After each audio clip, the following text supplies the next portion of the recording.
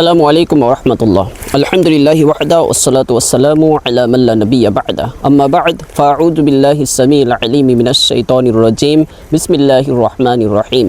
শাহরু রমাদানাল্লাযী উনজিলা ফীহিল কুরআন হুদাল লিন-নাসি ওয়া বায়্যিনাতিম মিনাল হুদা ওয়াল ফুরকান।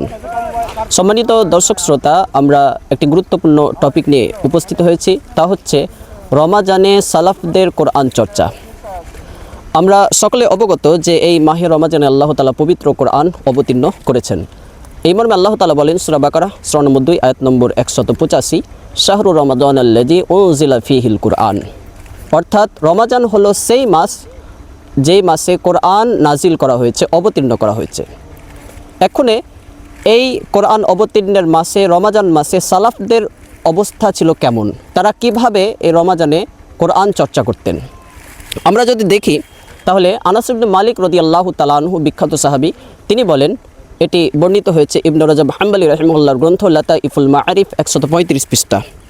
সাহাবী আনাস ইবনে মালিক রাদিয়াল্লাহু তাআলা আনহু বলেন, যখন শাবান মাস আগমন করত তখন মুসলিমরা মুসাহাফের প্রতি নিবিষ্ট হতেন এবং তারা অধিক পরিমাণে কোরআন তেলাওয়াত করতেন। অর্থাৎ সাহাবীরা শাবান মাস থেকেই অধিক পরিমাণে কোরআন তেলাওয়াত করতেন, কোরআনের চর্চা করতেন। মূলত তারা রাসূল সাল্লাল্লাহু আলাইহি ওয়াসাল্লামের অনুসরণে এই পবিত্র রমাজান মাসে বেশি বেশি কোরআনের চর্চা করতেন, কোরআন তেলাওয়াত করতেন। একটি হাদিসে বলা হয়েছে, সহিহ বুখারী হাদিস নম্বর 6, সহিহ মুসলিম হাদিস নম্বর 2308 এবং মিসকাতুল মাসাবি হাদিস নম্বর 2098, যে রাসূল সাল্লাল্লাহু আলাইহি ওয়াসাল্লামের সাথে রমাজান মাসে জিবরাইল আলাইহিস সালাম প্রতি রাতে সাক্ষাৎ করতেন এবং তারা একে অপরকে কোরআন শোনাতেন। তো এই হাদিসের অনুসরণে সালাফরা এই রমাজান মাসে বেশি বেশি কোরআনের চর্চা করতেন, অধিক পরিমাণে কোরআন তেলাওয়াত করতেন। আমরা এখানে কয়েকটি দৃষ্টান্ত পেশ করব।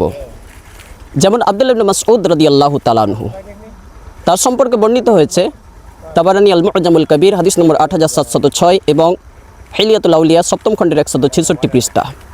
আব্দুল্লাহ ইবনে মাসউদ রাদিয়াল্লাহু তাআলা আনহু রমাজানের বাইরে অর্থাৎ অন্যান্য মাসে সপ্তাহে প্রতি শুক্রবার একবার কোরআন খতম করতেন, আর রমাজান মাসে তিনি প্রতি 3 দিনে একবার কোরআন খতম করতেন।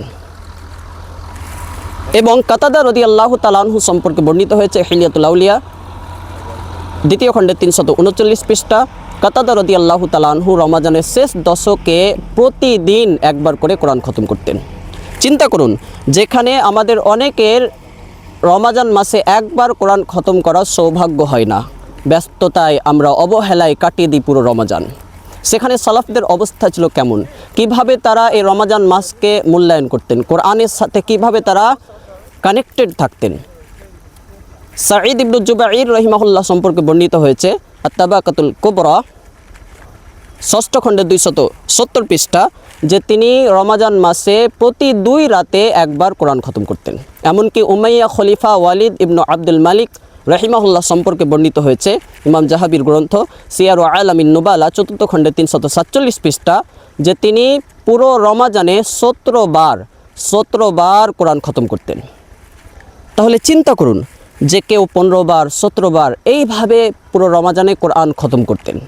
এখন আমাদের মনে হয়তো প্রশ্ন আসবে যে হাদিসে তো রাসূল সাল্লাল্লাহু আলাইহি ওয়াসাল্লাম 3 দিনের কমে কোরআন খতম করতে নিষেধ করেছেন। আবু দাউদ হাদিস নম্বর 1394 এবং তিরমিজি হাদিস নম্বর 2949। তাহলে ইনারা তো রমাজানে 3 দিনের কমে কোরআন খতম করতেন, তাহলে ব্যাপারটা কেমন হলো? এর উত্তর দিচ্ছেন ইমাম ইবনে রাজাব হাম্বলী রাহিমাহুল্লাহ তার গ্রন্থ লাতাইফুল মাআরিফের 306 পৃষ্ঠায়। তিনি বলেন যে যেই হাদিসে 3 দিনের কমে কোরআন খতম করতে নিষেধ করা হয়েছে, এটা মূলত নিয়মিত অভ্যাসের ক্ষেত্রে, যারা এটাকে নিয়মিত অভ্যাস বানিয়ে নিয়েছে তাদের ক্ষেত্রে এই নিষেধাজ্ঞা।